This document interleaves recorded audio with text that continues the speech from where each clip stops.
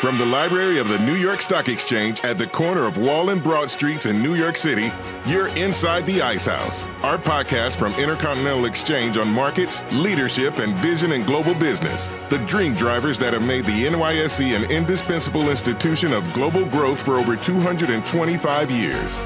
Each week, we feature stories of those who hatch plans, create jobs, and harness the engine of capitalism. Right here, right now at the NYSE and at ICE's exchanges and clearinghouses around the world. And now welcome inside the Ice House. Here's your host, Josh King of Intercontinental Exchange. So let's paint a picture. 20 years ago, this coming Sunday, May 10th, 2000, a handful of people who'd spent 3 full years working on a plan finally incorporate and launch a concern called Intercontinental Exchange. A little more than 5 years after that, November 1st, 2005, with just a few hundred folks in the business, the entrepreneurs do their initial public offering on the New York Stock Exchange. NYSE ticker symbol ICE. Share price $26.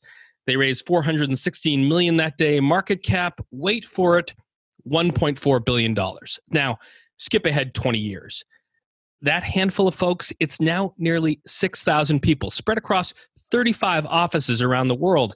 From their first idea, making transparent the energy markets that had been opaque in the age of Enron, to where they sit now, running 12 commodity and equity exchanges around the world, 6 clearinghouses, a data services business, and all sorts of trading tools, technologies, and platforms atop that stack. And oh, by the way, a budding enterprise for digitizing mortgages, and another one for buying, selling, storing, and spending the vast array of digital assets that we all have, from frequent flyer miles to in-game tokens to Bitcoin. And the market cap at last check, $48.6 billion. Not bad for 20 years' work. But here's the problem. Those 6,000 people spread across their 35 offices, they're now all sitting at home, social distancing to stop the spread of the coronavirus. They've been that way for weeks, connected by a computer and a video network, deployed on a massive scale. I should know. I'm one of those folks, and since March 23rd, I've been spending a lot of time looking at my colleagues in their home offices, kitchens, and living rooms, and I've met their sons, daughters, cats, and dogs in the process.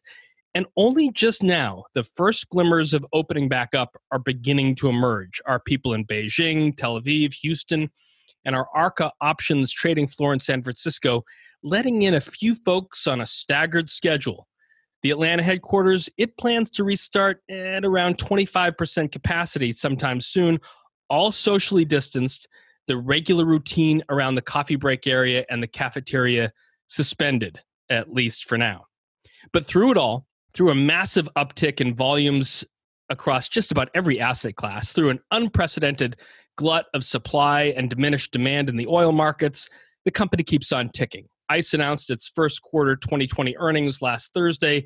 Net revenues, $1.6 billion, up 23% year over year, driven by record trading and clearing revenues of $883 million and record data services revenues of $564 million. So, in many ways, the company was built for times like these, serving the customers who are trying to make sense of a viciously volatile market and hedge against further volatility in the weeks and months ahead. In a minute, the man who originally conceived such an audacious thought, the founder, chairman, and CEO of Intercontinental Exchange, Jeff Sprecher, on how a vision he had 20 years ago is delivering for customers and shareholders today, how he and his team of 6,000 people are bearing up under extraordinary market conditions and personal circumstances, and how they're giving back. That's right after this. And now a word from Ron Delia, CEO of Amcor, NYSE ticker AMCR. Today is a really big day for Amcor. We've been around for 160 years. After so much time, it takes the passion and dedication of our people around the world, and it takes resilience. And we have lots of that at Amcor. Well, our aspiration is to be the leading global packaging company, and that means winning for our customers, our people, our investors, and the environment. We have a big pledge around sustainability. We really hope to change the world as we look forward. Amcor, now listed on the New York Stock Exchange. So if you've been a regular listener of this show back in its early days, you heard a long conversation with Jeff Sprecher about ICE's formative years. That was episode 14 back in April 2018. And 2 years is a long enough gap, and there's been enough change at the company, none more so than in the past 8 weeks, to check in with Jeff again. If you want the full backstory, go back and listen to that episode. Today, we're going to be focusing on the more recent history, especially as ICE and its customers and all of you listening are dealing with COVID-19. Suffice to say that Jeff's an entrepreneur's entrepreneur, a Midwestern born and bred engineer, graduate of the University of Wisconsin with an MBA from Pepperdine's Graziadio Business School. Jeff and his colleagues started the expansion of their original playbook with the 2001 acquisition of the International Petroleum Exchange, then the 2007 purchase of the New York Board of Trade, and the 2013 deal that brought the iconic New York Stock Exchange under its roof. That was followed 2 years later by adding Interactive Data Corporation to create the crux of that trading and data powerhouse that ICE is today. Dispersed, as I said before, into about 6,000 home offices around the world, including this one in the Catskills of upstate New York, where I'm speaking to Jeff today. Welcome, Jeff Sprecher, inside the Ice House. Thank you, Josh. How's the remote CEO suite in the Atlanta suburbs treating you? How are you dealing with all this? Well, it's interesting because when your company becomes very large, one of the most important things that I think that management can do is drive a common culture, because you can't touch every colleague. And it's very, very hard to drive culture when everybody's sitting individually in their own homes. We have to find ways of trying to stay connected with video and audio, but it's not quite the same. And culture to me is something that is a bit organic. It comes by leading by example. And in order to lead by example, you somewhat have to be seen. And so this is a very interesting time to try to think about how we have common culture. So you were not seen but heard on last Thursday's earnings call. Congratulations on 20 years and the last quarter of earnings. 1.6 billion revenue, consolidated net income, 650 million less transaction-based expenses. I gotta wonder, Jeff, do you remember what ICE's net income was in your first full quarter of operation back in 2000? I don't. I will tell you what I do remember is the first day that we did $1 million in one-day sales, and that followed 9/11 and was a pretty monumental day for us. And today that's, routine. At what point were you able to look at your partner, Chuck Weiss, in the eye and say, hey, I think we got a viable business here? What were the signs and what were the sort of existential moments when you sort of questioned whether that was even true? There was a moment on New Year's of year 2000. If you recall that, for those that are old enough to recall that, it was Y2K. There was tremendous fear that digital systems weren't going to work. We might not be able to get money out of our bank accounts and other issues leading into that. There was a lot of conversation around January 1st of year 2000 about what was going to be different. And I have this distinct recollection of being alone that evening on New Year's Eve, on the 31st, thinking, things have to be different in year 2000 for this little company. And I shared that with my colleague Chuck Weiss and my other colleagues and said, let's just make something happen. It almost doesn't matter what, but this is the year that digital systems are at the forefront, and we're building a digital system, and we need to do some things to make something happen. And literally within 60 days, we had meetings after 107 customer meetings where we had asked customers whether they would want to invest or use the company services. We met two companies, Morgan Stanley and Goldman Sachs, both of whom said, we like what you all are doing. And it was that validation in early 2000 that allowed us to say, I think this is going to be a boy or a girl. So in some cases, I think, I saw a conversation with you in which back in 2000, I was struggling with whether I would buy a book on Amazon or go to the bookstore. You had to convince Goldman Sachs and Morgan Stanley to make million bets as basically an e-commerce transaction. What got them over the line and said, we'll go for this? I have a theory, which is just a theory that is in my head and has not been validated by them. But I think people in the energy business were witnessing the rise of Enron. The fact that Enron had created a digital platform, which, by the way, they may have stolen the idea from us because we had been spending a fair amount of time with Enron demonstrating our platform as we were building it. But I think Wall Street saw this Enron platform called Enron Online and said, wow, this could be really successful. We don't necessarily want Enron to be at the center of the universe, and we need to create some kind of competitor to it. Those are people with a lot of vision. This is well before Enron collapsed or there was any specter that Enron may have had fraud inside of it. I think it was just the need by some very smart people to say, we want competition. As you pass 2 full decades at the helm this coming Sunday, what are your thoughts looking back at that? It's interesting because you mentioned in the introduction that I was at Pepperdine University and I was living in Southern California. And I actually was running another company that I had co-founded with a colleague that I met at school. And it was a successful company. So ICE was a side gig for me. And we started ICE in Atlanta, Georgia. So I would get up. I had a 3-hour time difference between Southern California and Atlanta. So I would get up early and get on the telephone. That was before video conferencing and it was before mobile phones. And I would get on a landline telephone and do conference calls and meetings in the same way that we're all professionals that we know are doing them today, which was, from my bedroom and from my home desk. And so in a weird way, we've come full circle. I was thinking that exact thing. If ICE was a side gig then and you were getting up at 4 or 5 to do East Coast calls, we spoke with Kevin O'Leary a few weeks ago for this show, sequestered himself in his condo in Miami. He talked about how his self-quarantine has allowed him time arbitrage better than he ever has. How have your routines changed over the past 8 weeks? They haven't changed a lot. Maybe because I'm not a millennial. I'm an older guy and, somewhat set in my ways in terms of getting up and getting going and working hard and working many, many hours a day.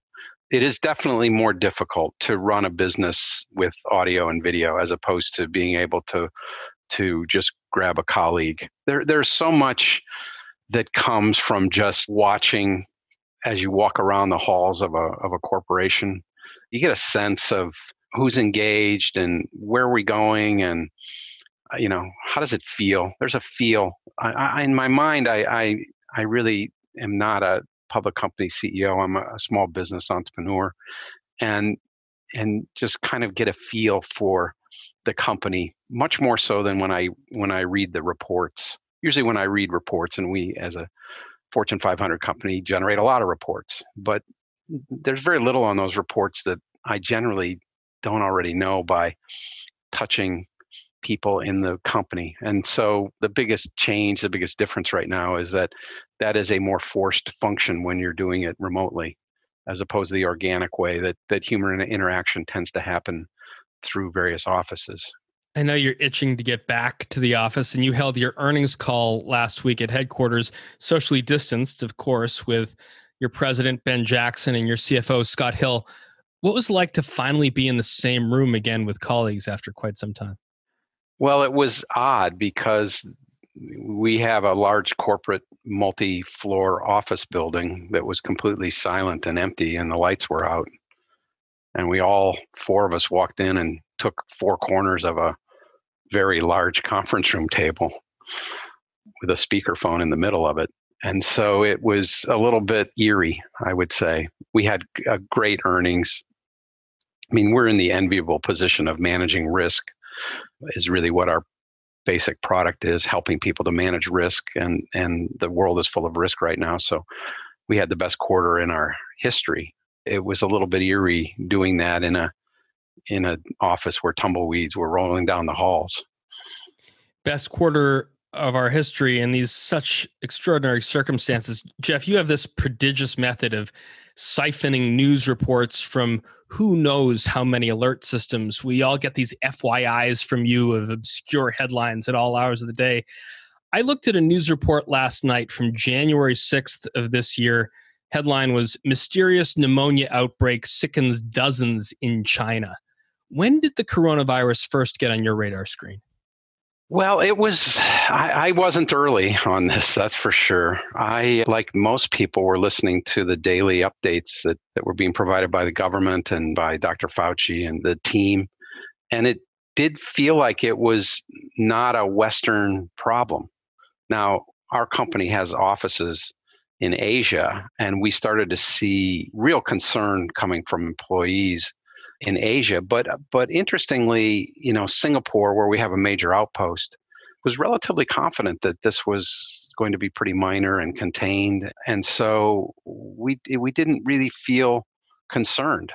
Also, we could see that that our business in Asia was doing well, and that our sales team continued to be able to make sales and meet targets and budgets. So it's a little surreal when one day, the government pretty much around the world said, hey, everybody, this is pretty serious. We all should go home and self-quarantine.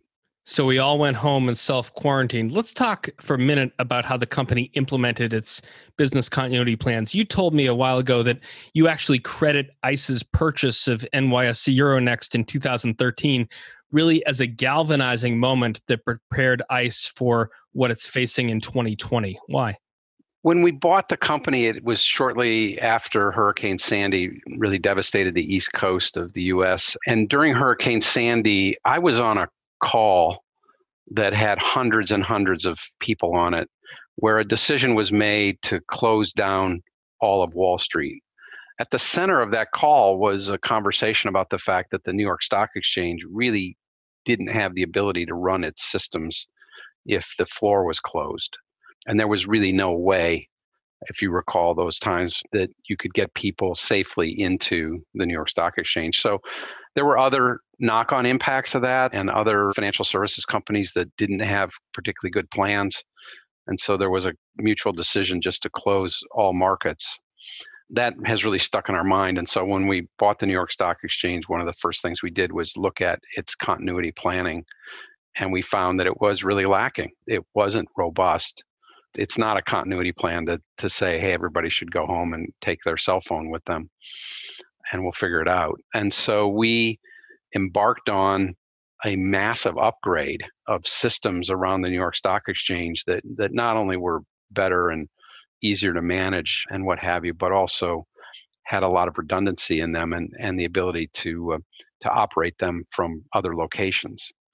While we did that, ICE has many exchanges around the world and many clearinghouses and data feeds and all kinds of other technology. And we just said to ourselves, well, we shouldn't come up with a plan just for the New York Stock Exchange. I mean, if we're going to go through the effort of thinking through all of the possibilities, we should apply it to the entire company. And interestingly, a group of my colleagues set up a pandemic response plan, which was, nice to have something on the shelf to grab and start with when we started to see the real possibility that we were going to be needing to close the floor of the New York Stock Exchange and also to send people around the world home.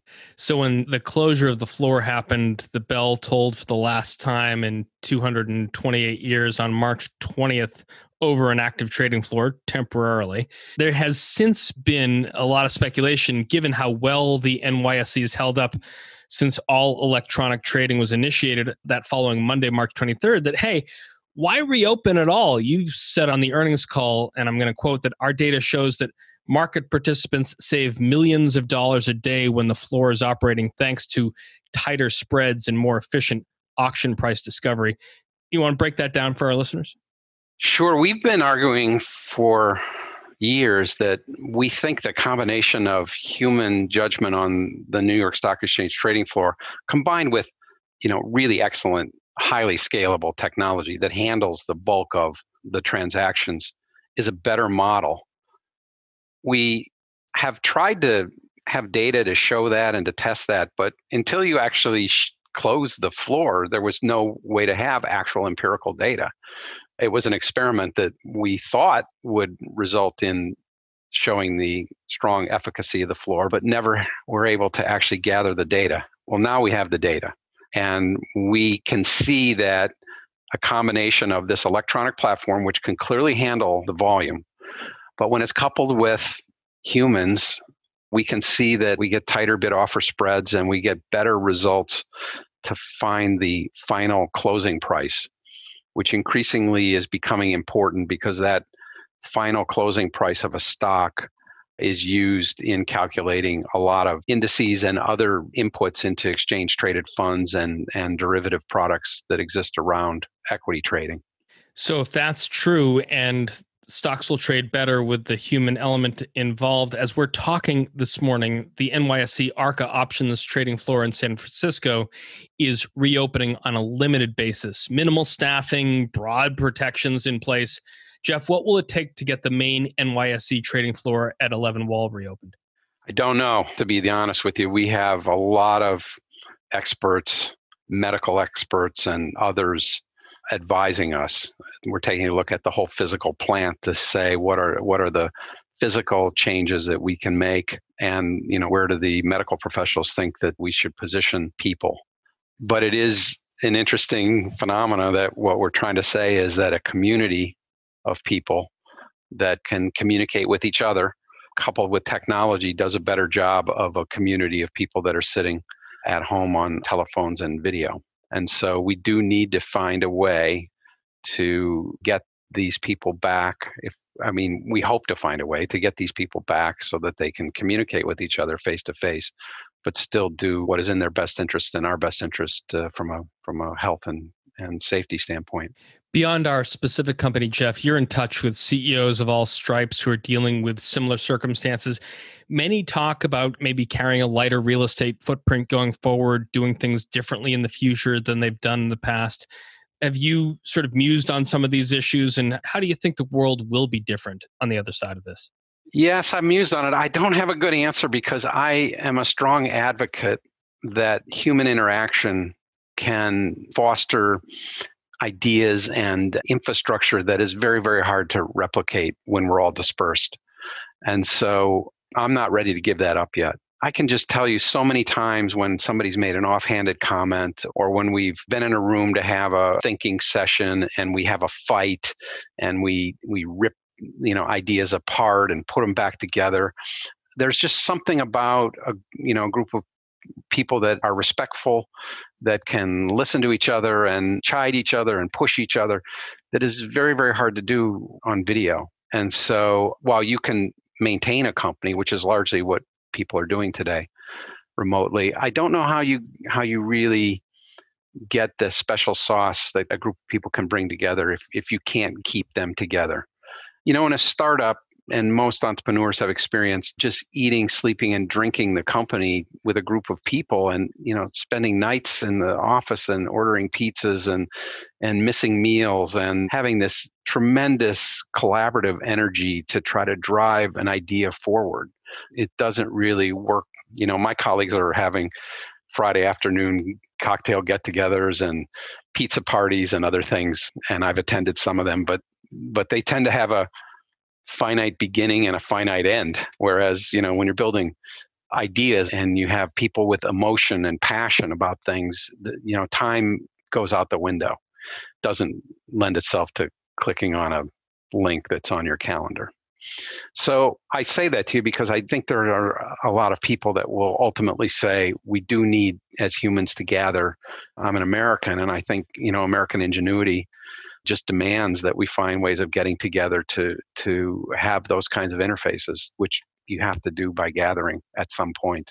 You've got such a unique, more insular community of CEOs of a very different color in Metro Atlanta, where you call home. So I'm wondering if you have checked in with your, fellow chambermates, Ed Bastian of Delta, Craig Manier of Home Depot, James Quincy of Coca-Cola, David Abney of UPS. I mean, these people are all dealing with very different challenges in terms of large workforces, the challenges of social distancing that we've been able to bridge through technology and video.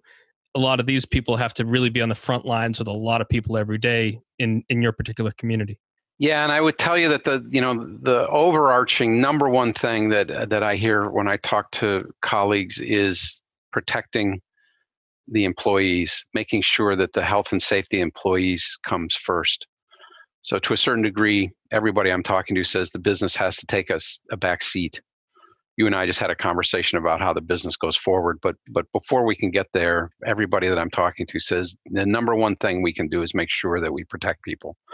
And that's a little bit at odds with, in many businesses growing. And so there's going to be an inflection point where we as a society and business leaders and employees are going to have to figure out whether we're going to have to take a calculated risk and how we take the baby steps to move, into these calculated risks. It's not a fun thought. If there's no vaccine or no efficacious treatment, then what are we going to base, these baby steps on? So none of us have the answer. Most people have figured out a way to try to maintain large businesses that have large balance sheets. Small businesses are really hurting. I know from also a lot of conversations that I've been a party to with small business people that they just don't have a mechanism to do what you and I are talking about on an audio from our homes. Boy, you really feel for them. And we just pray that these scientists and these drug companies and others that are working on treatments are making the headway that we all hope that they're making. I mean, for whether large balance sheet or small balance sheet, life does go on. Business goes on for as long as possible or through this. Listening to Scott Hill on the earnings call last week, in our energy markets, geopolitical events, and building open interest throughout 2019 combined to produce these January and February volumes that together were up 40% year over year. Each of those contracts traded represents one of these customers, big balance sheet, small balance sheet, making a move to hedge against the future that they're seeing. We're always mindful of the pain and stress our customers are under. What are you hearing from them, both in terms of how they're holding up and how our platforms are underpinning their strategies? Well, as I mentioned, ICE is in the business of providing tools to help people manage risk. So we've been, inundated with interest, and obviously the numbers you just talked about show that. We were having a record year in January and February before the real fallout of markets in March, which allowed, us to even have a higher volumes and earnings. So we were already in a very good pace for 2020, but now with so many people trying to manage risk and figure out where to position themselves and how to reposition themselves, our volumes are very, very high. What people are talking to us about, to specifically answer your question, is that, how do I manage my risk when my risk management team is working from home? How do I get access to tools and information? And how do I syndicate that through my employee pool easily, effectively, so that we can continue to overcome and manage the risk that their firms are having in a distributed way? And the answer to that generally is through technology. We are shining really well because we had spent a lot of time and energy figuring out ways of distributing access to our products and not wedded ourselves to any one channel. And alternative channels are being used. We actually created a business continuity planning sales plan that I mentioned on the earnings call that we put into action to help people that we knew were wedded to hardwired facilities in their corporate offices. And a lot of people have availed themselves of that. And we've been giving a lot of it away for free and just trying to help people get through the hump here. I really do believe that these are times when good people can shine, when you can really, extend your hand and help somebody solve a problem. I think as an entrepreneur, a good time to start a business is actually in a time of crisis, which is for many entrepreneurs counterintuitive. We've just come through a 10-year cycle of people building unicorn companies and would say, no, the best time to build a company is when things are going well. But personally, I think the best time for an average person to start and build a company is in a time of crisis, because most of us are looking for new solutions and new answers and have a more open mind than when things are going swimmingly well. I mean, Airbnb came out of the financial crisis of 2008 and the collapse of the housing market, and people wondering, this thing that I'm holding, this mortgage, how can I get any kind of value out of it? Yeah, and you mentioned again in the introduction that we've been spending a lot of time building digital mortgage solutions for Americans. Will recognize that when you buy a home or refinance a home, you tend to, at some point, have to go to an office somewhere to sign documents. And the money movement and what have you takes a fair amount of time. And part of that is that there's a lot of shuffling of paper that goes on in establishing title and looking at your ability to pay and then actually signing the lending documents. So we've been working on tools that would allow that to all be done digitally from people's homes and have a digital closing, and working with many states that require a physical notary, for example, to sign a paper document that's written into law. And so how do we overcome some of those things? So these are really interesting opportunities that we see to help streamline the U.S. mortgage space that a lot of people are interested in. And you've been signaling that quarter after quarter. You initially had 50% of the company called MERS, and then you bought last year Simplifile for e-recording between counties and realtors and agents, talking about entrepreneurs sort of having their mind focused in time of a crisis. Have you been talking to Chris McEntee with increasing frequency now and to think like this is really focusing the mind? You know, what's interesting about MERS, it's a terrible name, MERS. It stands for the Mortgage Electronic Registry Service, which is a much better name. I had learned about MERS through a colleague. I had a friend who I respected who worked in financial services, and I told this friend probably 15 years ago that I thought the mortgage industry just seemed so analog in a world that was increasingly going digital. And he said to me, "Have you ever looked at MERS?" And I said, I've never even heard of MERS. I don't even know what that is. And so I started looking at it, and it was a cooperative, had 5,000 members, including, most mortgage lenders and the mortgage industry group and others. And I got in touch with them and got to know the management and started making inquiries about whether or not it's a company that could ever become a for-profit, independently owned company. And then the 2008 and 2009 financial crisis hit that you mentioned. And MERS is the company that was doing robo-signing of mortgages, if you recall that. And there were thousands and thousands of homeowners that were being foreclosed on, and the court system wanted to see the original documents. And instead, they were being presented with these robo-signed facsimiles, copies of the original documents. And MERS really got into trouble and had tens of thousands of individual lawsuits against it. And so it was a different financial crisis that really caused us to do what I mentioned to you, which is to pivot into a new business. We stepped in and acquired MERS, and we do what we like to do, which is build a better technology and fix that so that in the future, individual homeowners will have certainty as to where their documents are and who has them and where are the original signatures.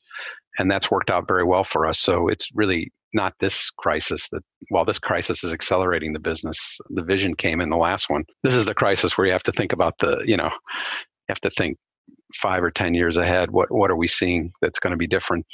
What are the green shoots that are popping up today that we really won't see as forests for another decade? I mean, and this crisis is typified by some analysts in the oil sector who, when the year turned into 2020 from 2019, said, maybe this is the year we get back to $100 barrel oil again. And now it's in some places negative pricing at the WTI. But we had the king of the oil pundits, Dan Yergin, on the show last week. Last Thursday marked the expiry of the June contract for the Brent crude contract. Ben Jackson dove deep into the differences between Brent and WTI in the earnings call. But now, 19 years on from the time that you bought the International Petroleum Exchange, why does Brent remain so resilient? It remains resilient because Brent crude oil is crude oil that is put on super tankers. it never touches the shore. It's oil that's drilled at these deep water derricks that are out in the ocean. It goes immediately onto ships, and so it can move anywhere in the world. So Brent crude oil represents the movement, the global oil infrastructure. And there are issues that come with trying to drill for oil in very, very difficult, seaborne conditions. There are issues that come with trying to load tankers and move them around to various ports. And we're having a societal debate right now about moving away from oil as an energy source at the same time that many, many parts of the world have seen an emerging middle class that have never experienced the ability to own an automobile or drive a car or have an air-conditioned home. And so there are demands being put on the global energy infrastructure. You have a lot of risk issues for people that are in that business that are trying to figure out how to allocate capital between day-to-day activity and also what's happening in the long term. We talk a lot about Brent because crude oil is indicative of, it's a flagship name, if you will, or idea for energy. But we have over 600 energy products that we actually list and trade, and some of the emerging ones are the clean fuels like natural gas or global emissions contracts and other non-oil energy contracts that are highly correlated to the way we all as humans are thinking about how we want to consume energy in the future. What is very interesting to me is that when we started the company, we had 4 energy contracts. And by the way, that really was reflective of the way the industry thought about energy. They thought about oil and natural gas and electricity, and they were kind of these independent things. And today, as you and I and other leaders around the world are thinking about what does the future of energy look like, there's a lot more demand for things that are not oil, but are part of that whole flagship of risk management that people are depending on, which is why the volumes for trading of oil continue to go up. For everybody that is buying it, there's somebody that thinks the price is going to go up. There's somebody thinks that it's over and the price is going to go down. So as we head into the break, Jeff, ICE has held up pretty well with these volumes that you're talking about, as the first quarter results indicate, records in every direction. You said you'd plan to go into this year and having it be a record year, of course, but it's not what you planned, to be quite so high. So as you're taking stock, you're also giving back. Last week, ICE announced $10 million in donations spread across the 35 cities where we have offices. What was your thought that went into this? Well, as soon as the market started to really become volatile, we knew from what happened after Enron collapsed. We knew what happened after 2008 and 2009. We knew what happened after Hurricane Sandy, that the business of risk management that we're in does very well. And we immediately started to think, my God, we're going to do incredibly well at a moment in time when the world is doing incredibly poorly. I'm a strong believer that it's easy to give away somebody else's money. I've been on the boards of a number of charitable organizations, and everybody loves giving the money away, and nobody really enjoys trying to figure out how to raise the money. And so, as a steward of shareholder capital, on the one hand, it's really not for us to give away our shareholders' money. On the other hand, we knew something that our shareholders didn't know, which is that we were really going to have outsized profits as a result of these terrible market conditions. And it just seemed incumbent that our shareholders would want us to acknowledge that we should do something. And so we went to all of our offices around the world and said, move quickly to locate areas of need where people needed personal protection equipment, where schools needed access to digital platforms, where frontline workers needed help. And so right away in March, as this was unfolding in the Western world, we said, let's make sure that our people know that we have capital available to put to work in their communities. It was very rewarding to have a broad-based group of employees come up with ideas, and we gave money all around the world very quickly, very early in this crisis, that I think made a big difference to a number of organizations. And we wanted to tell our shareholders that on our earnings call, that we felt that this was such an extraordinary situation and we were in such an extraordinary positive earnings position that we really needed on their behalf to give back. At the NYSE, each day during the crisis, the opening and closing bells have continued to ring, even as the trading floor has gone temporarily electronic. And instead of CEOs and their teams on that podium, what we've seen are healthcare workers, first responders, grocery clerks, package delivery people, electricity company linemen, ventilator makers, and pharmaceutical researchers virtually ringing the bell, all part of the ICE's gratitude acknowledgement efforts. How important has it been to feature these people in this time of crisis when normally that would be a hallowed place for a chairman or CEO to ring the bell? That bell podium is unbelievable in terms of its history and the people that have stood on that bell podium and rang that iconic bell at the beginning and the ending of every trading day. Literally every great world leader, every great entrepreneur has been in that building and has had the privilege of starting the global trading day, which is what that bell does.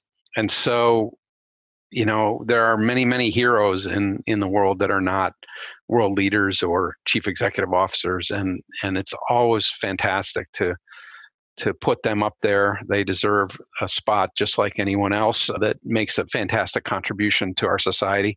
It was important to us that the bell continue to ring. We could have done a Zoom video, I suppose, of us ringing a cowbell, but it's important that bell ring. And it means that, some of our security staff that has graciously been going in and standing inside the building to make sure that it's locked down and safe, because that building, unfortunately, is a terrorist target. So there are security people there, and we've had them go up and ring the bell in honor of these wonderful people. We asked the public at large to submit names, and we're getting all kinds of fantastic people to honor. If anybody's listening to this podcast and somebody, check out our social media site. We'd love to hear about them. Email me at josh.king@theice.com. When we come back with Jeff Sprecher, founder, chairman, and CEO of Intercontinental Exchange, we dive deeper into still some of the things that have come to define the company after 20 years of operation, and some of the things that may yet define its trajectory over the next 20 years. That's right after this. And now a word from Charles Goldman, CEO of AssetMark, NYSE ticker AMK. AssetMark is in the business to help independent financial advisors serve investors, and we power that independent investor to do that work. We differentiate our platform on technology and on investments, but especially the service relationship that we have with our advisors. We chose the New York Stock Exchange at AssetMark because of the great reach that the New York Stock Exchange has, and we really appreciate the value brought to our IPO. AssetMark is listed on the New York Stock Exchange. Back now with Jeff Sprecher, the founder, chairman, and CEO of Intercontinental Exchange. Before the break, Jeff and I were reflecting on the company's performance over the first quarter, how some of its flagship platforms have evolved over time, and how the business has adapted to working remotely. Jeff, in that long piece that Sean Tully wrote about ICE back in 2018, it shows a picture of you not in your usual business suit, but in a T-shirt and what looks like a lug wrench in your hands, tweaking the settings of one of the antique cars in your collection. Then there's this Tech Rides TV show that you did back in 2017, driving along with Edwin Marcial, talking in your 92 Porsche 911 out for a test drive. That's the Carrera Cup version. In the show, you're telling Edwin that you got into cars after reading this interview with Mario Andretti, in which he talked about what it took to be a winning race car driver. Most people would say you got to be brave, but Mario said you've got to be smart and have a strategy. So I imagine, during the lockdown period, your hours in the garage might have seen a bit of an uptick. So has it given you more time to think about what it'll take to be smart and have a strategy in the months and years ahead? Well, first of all, let me go back and tell you that I disagree with Mario Andretti. I think you got to be brave to be a good race car driver. I tried to be a race car driver when I was a young person, and I thought I was smart, and I thought I had a strategy, and I was terrible. And I was beat by all kinds of people that were able to hold their foot down longer than I was when you go around a corner. But I do like mechanical things because I'm an engineer, and running a business, as you're alluding to, is just another mechanical thing. in my mind. It's an energy that needs to have direction and be harnessed. And I think it's Newton's third law that says for every action, there's an equal and opposite reaction. So it's easy to think about a company taking an action, but then if you're going to be honest and follow nature's laws, you need to think about then what would the reaction be. And so most people tend to ignore that one, but that's typically where you get into problems. So I enjoy thinking about what action should we take, and then what is the likely reaction to that, and how do we mitigate the reaction. I tell all the entrepreneurs all the time that when I've started a number of companies, and I spend a long period of time thinking about what will go wrong, and then how will I unwind it, and then how will I pay the rent. And I have a better plan for failure than I do for success every time that I've started a company and every time we go into a new initiative. And that's really just, Newton's third law. And so I've been thinking a lot about, what does our customer base look like? A company really is there to serve customers. What does a customer base look like in this post-crisis era, and what are their needs going to be, and how are they different than what they are today? And can you think about some needs that others aren't really focused on, so that you're not just another name in a crowd, which is a much harder business to run.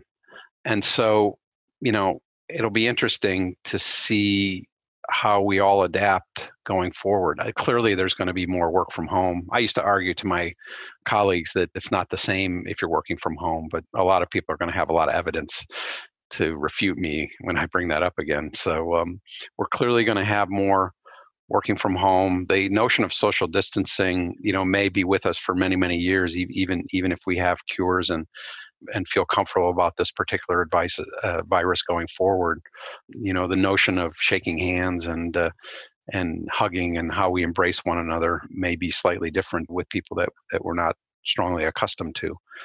I think all that's going to play into the human conventions of business. And I'm trying to think of the macro trends where the niche that risk management that Intercontinental Exchange is in could continue to move into the future. Thinking about the customer of the future and the action and reaction and how you're trying to see around these corners. As I watched you drive that 911 around and actually looking around corners, I was thinking about how the cars of the future will be increasingly electric, increasingly driverless.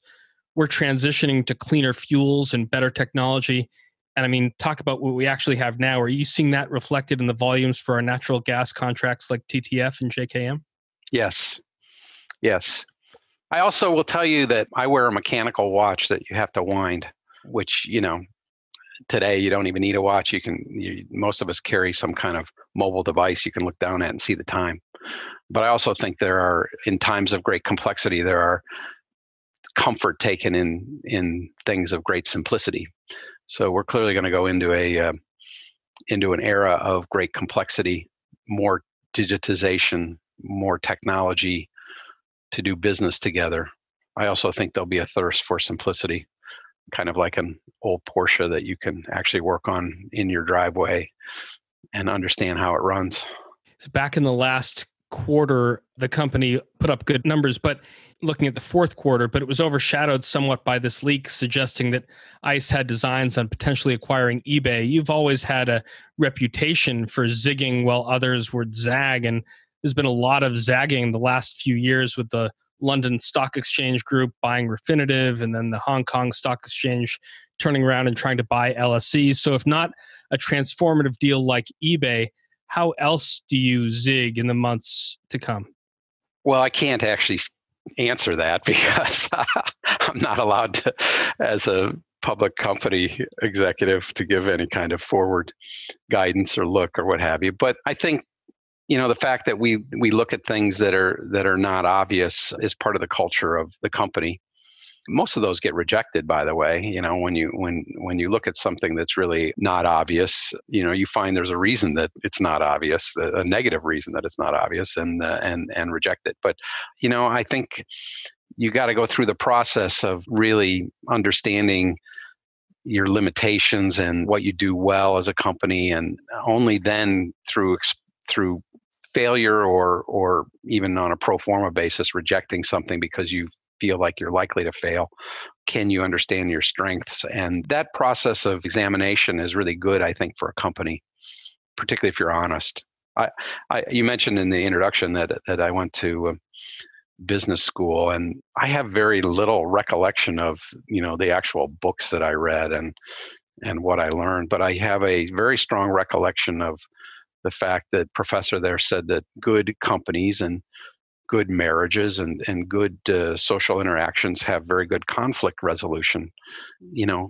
Companies that avoid conflict can never really test their limits, in my mind. And so going through this process of examining where we should go and should we acquire somebody and how would we do it and could we pull it off with a group of people and allowing conflict to rise in that and then resolving whether or not the idea has merit or not is, I think, a really good exercise for companies. So I hope that when I'm no longer here, that one of the cultural things that survives, even if it's on video calls and conference calls, is the ability to test your limits and have an honest feedback loop about it and have some conflict and resolve that. So one of the areas where you actually did pull it off, looking slightly in the rearview mirror, when you bought something and strive to make it better, is data services, Jeff. You bought IDS for $5.2 billion in 2015. In the recent earnings call, you spoke about how we couple our technology to over 200 human evaluators, the vast majority of whom are former traders or portfolio managers with years of market experience. So even in data, like the stock exchange floor, a flight to quality involves going beyond the machines to tap human judgment. Yes, correct. Again, we come up with prices on 3 million hard-to-price instruments every day around the world. So, some debt in Liechtenstein, for example, that the owner needs to know, what is this worth today? And we have tremendous amount of computing power that we use algorithms to calculate things like that. But it's, human judgment around those kinds of calculations is really important. The feedback and the input that a knowledgeable person can look at the computer answer and then think about it in the context of a human brain and ask themselves, does that answer make sense?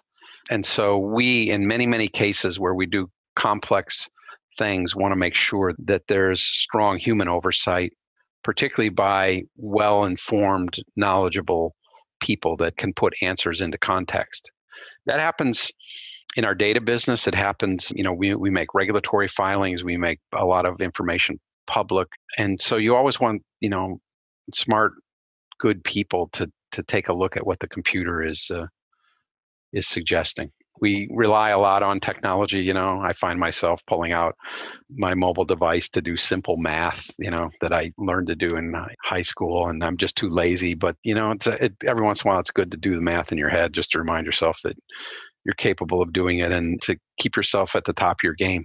A lot's been written about how bond ETFs will fare as a result of the coronavirus, but that hasn't stopped ICE from innovating. ETF Hub, which creates a more standardized and simplified process for ETF creation and redemption, was born just last October. But during the first quarter, Jeff, over $136 billion in notional value processed over the hub. And in March alone, the authorized participants, those who used it, processed a record $87 billion in notional value through the platform, compared to $27 billion in February, which is an increase of about over 200%. Are you pleased with the progress that you're making here? We are. It's hard to launch a new product in the middle of a crisis, but this particular product has a lot of capacity and capability to help people that are in the middle of the crisis. And so we've been having a lot of virtual meetings with customers and potential customers on expanding that particular platform and interfacing with that platform, which is not easy. It's not easy. One limitation that I mentioned earlier is I think it's you can maintain a business with work from home. It's very, very hard, I think, to launch new products and new businesses that are highly collaborative when you're not together. But in this case, we've seen a lot of interest because the ETF Hub just solves a problem that has been exacerbated by the market reaction around this coronavirus. Again, we look like we were smart and the right place at the right time, but businesses, there's an element of luck to business. Usually you have to make your own luck, but nonetheless there is luck. And this particular platform was already moving forward and a lot of interest in it, but I can tell you that interest has accelerated as a result of the needs that some of our clients have. I mean, maybe some luck, but so much teamwork, hard work, perseverance. As you said earlier, being able to get in a room and scrap with someone else and come up with a good solution because of this interplay that you have with these people that you've worked with for so long. And there are so many transitions in this extraordinary year, and we're only a third of the way through it. One of them involves the person who has been with you since the very beginning of ICE 20 years ago, those days when you had to rub 2 nickels together to pay the rent and squabbled over the extravagance of a 3-hole punch. I'm talking about Chuck Weiss, your partner and vice chairman, who is going to be feted at a gala retirement gathering, but that too will probably be on hold until we're actually allowed to gather together at all. So as we finish this 2-year check-in on the evolving story of ICE, what might you have said to Chuck as he bids farewell to the company that he helped launch 2 decades ago? Well, most of us don't believe that he's actually even going to be gone because he's one of the hardest working people I've ever met, and his personality just doesn't let him go of unfinished business. And in any company, and in our company, there's a lot of unfinished business. So we all kind of think that he'll be in our orbit, and we pray and hope so. He's agreed to stay on as a consultant, but he's very much my partner. He doesn't get the credit that I get because I'm more the public face. Companies of our success and scale are not one-person companies. It's a collaborative team, and he's been an unbelievable contributor to this company throughout its evolution. It's not easy to evolve from a startup to a large corporation. There's a lot of change that goes on. It becomes more bureaucratic. It becomes more hierarchical. It just has to, in order to deal with large groups of people and to make sure that people are treated well and have opportunity and stay engaged. And he helped me very much with that transition. And the two of us together have been a fantastic team. I will tell you that for years, what Chuck and I have been working on is our culture, trying to figure out exactly what made us so successful and how do we enshrine that inside the company so that the company is bigger than any one individual, including Chuck or I. And he's done a tremendous job of pushing down his thought and his leadership to the team that was underneath him and preparing them for the day that he was going to leave. We've been talking about him leaving for probably maybe a decade now. Anyway, it's been pretty well seamless, but that is a testament to him and the people that he mentored and the culture that he built inside our organization. You're an engineer. Your company has been re-engineered 6 times or more since it was founded in 2000. I remember reading the transcript of your investor day in 2017 when I was getting ready to join the company, and you compared ICE, I think, to a television cable business where everyone could get the channel they want with the programming they want. It was something like that, but I couldn't find this transcript last night. Then last quarter, perhaps getting a little reflective, you said, and I quote, "When I bought this company, it was called the Continental Power Exchange. I decided to call it Intercontinental because I thought being continental was too limiting. And I took the word power out of it because I thought just focusing on power was too limiting. And so we end up with the name Intercontinental Exchange. I swear if I was starting this company today, I would probably call it the Intercontinental Massively Scalable Network and Database Company because that's what we are." I wanted to see if Mika could get these t-shirts made up with the Intercontinental Massively Scalable Network and Database Company on it, but that'd probably take up a whole sweatsuit, top and bottom. Yeah. But 20 years on from CPE, does the name the Intercontinental Massively Scalable Network and Database Company get re-engineered again or just more massively scalable? It's a good question. The very first day that I bought Continental Power Exchange, a colleague of mine, Edwin Marcial, who you mentioned, that rode with me in my 1992 Porsche, came into my office and said, we are using an object-oriented database and we all want to use a relational database. And I said to him, I don't even know what a database is. I wouldn't know the difference between the two of them. He came to me also and said that we're programming in C++ and they wanted to program in Java. And the third demand he had was that the company needed to embrace the internet. I told him I didn't know C++ or Java. I don't even know the difference. Still don't today. I didn't know what a database was. What I did know was that people that are in the electric utility business would not use the internet very easily. He said he would quit if we didn't use the internet, and so I relented, and he was right and I was wrong. Another example of good conflict resolution, which is he was smarter than me and I went with his gut instinct. But in any event, to answer your question specifically, you have to ask yourself, is there going to be such thing as a database in the world in the future?